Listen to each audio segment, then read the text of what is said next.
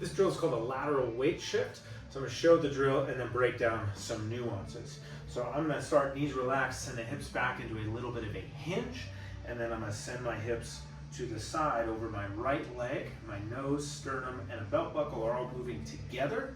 And then to push to the other side, I'm going to push this foot into the ground through the ball of my foot and big toe, and then I'm going to come over this side. I'm going to push again through the arch of the foot, the ball of the foot, the heel, kind of the whole inside edge of the foot, and come back over. And I'm saying inside edge of the foot because I want to get pressure down and out. So if I pressure outside of the foot, I tend to roll my ankle. So that's the whole drill. Probably does not look like a lot on video, but what we're doing here is we're trying to find stability in the hip muscles as we're shifting our weight onto one leg.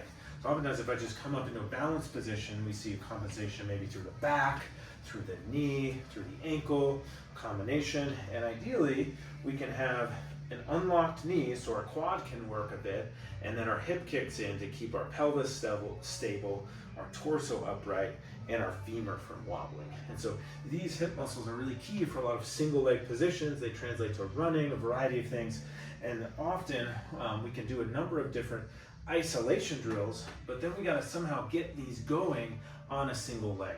And this can be a nice way to start that because often it's well tolerated even if things are painful. And we can shift side to side, trying to feel the work in the hip.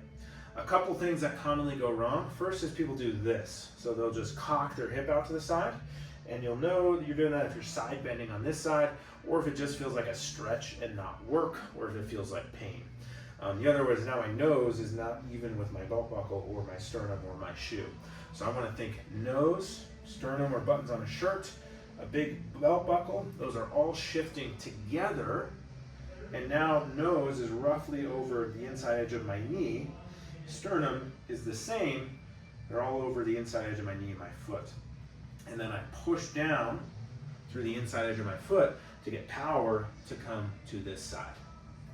If you want to progress from there, we can then slowly lighten this foot and come into a single leg position, come back down and across, and come from there. So it does not look like a lot on video, but we should be feeling the hips and feeling some work in there.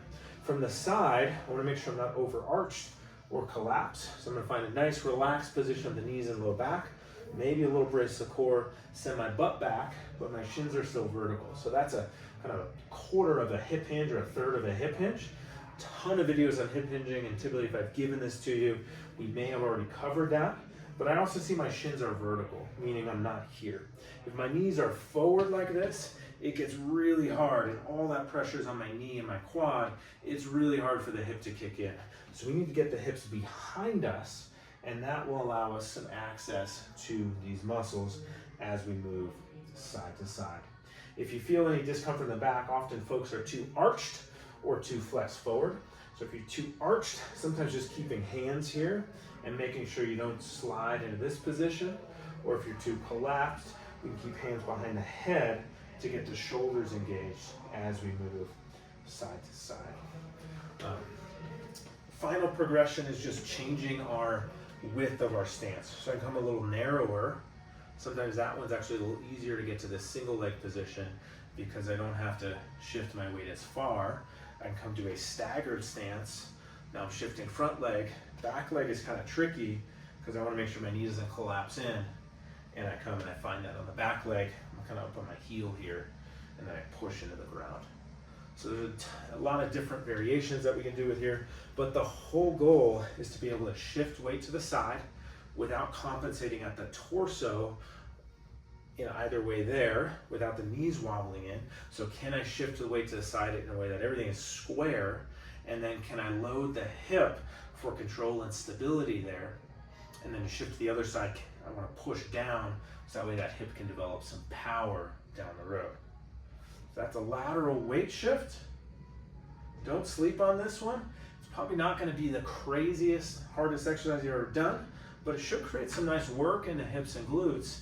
And then we should feel, if I can recruit those into my single leg stance or my balance, maybe a little bit more stable, because if these turn off, my knee slides forward, now tends to be a little more wobbly at a lot of different places.